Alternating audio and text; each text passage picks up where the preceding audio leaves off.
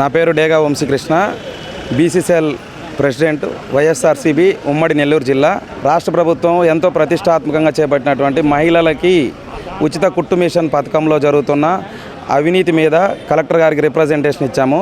ఒక machine cost వచ్చేసి 4,300. దానికి సంబంధించిన సామాగ్రి కొరకు వాళ్ళు కాంట్రాక్టర్ ఖర్చు చేసేది 3,000 రూపాయలు. అంటే 7,300 రూపాయలు ఖర్చు పెడుతున్నారు. 23,000లో 7,300 ఖర్చు పెట్టినప్పుడు మిగిలిన అమౌంట్ ఎవరికి వెళ్తుంది? కన్సర్న్ పర్సన్ బెనిఫిషియన్ పొందిన లబ్ధిదారుకి చెందట్లేదు. కేవలం ఇది కాంట్రాక్ట్ జేబుల్లోకే వెళ్ళేందుకు ఈ ప్రభుత్వం కృషి చేస్తుంది. ఈ పథకంలో మరొక ముఖ్యమైన విషయం ఏంటంటే, ప్రభుత్వం వారు టెండర్లు నిర్వహించినప్పుడు లో కోట్ చేసిన వాళ్ళకి ఎక్కడైనా టెండర్ దక్కుతుంది. కానీ ఈ పథకంలో హైయెస్ట్ కోట్ చేసిన వాళ్ళకి టెండర్ దక్కింది.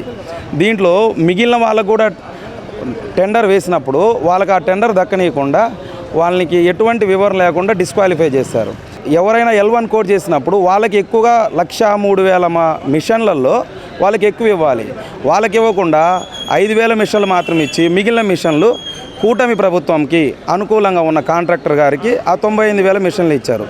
ఇక్కడ మనం ఇంకొక విచిత్రమైన విషయం ఏంటంటే, MNC కంపెనీలు వాళ్ళు ఈ దేశవ్యాప్తంగా ఎన్నో రాష్ట్రాల్లో వాళ్ళు వచ్చేసి ట్రైనింగ్ ప్రోగ్రాంలు నిర్వహించిన కంపెనీలను కూడా దీనిలో పాల్గొనకుండా చేశారు.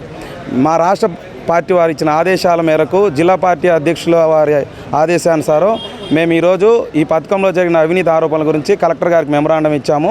రాబోయే రోజుల్లో వైఎస్ఆర్సీపీ పార్టీ తరఫున మేము బీసీలకి, ఎస్సీ, ఎస్టీలకి, అణగారిన వర్గాలకు కూడా ఖచ్చితంగా అండగా ఉంటాం.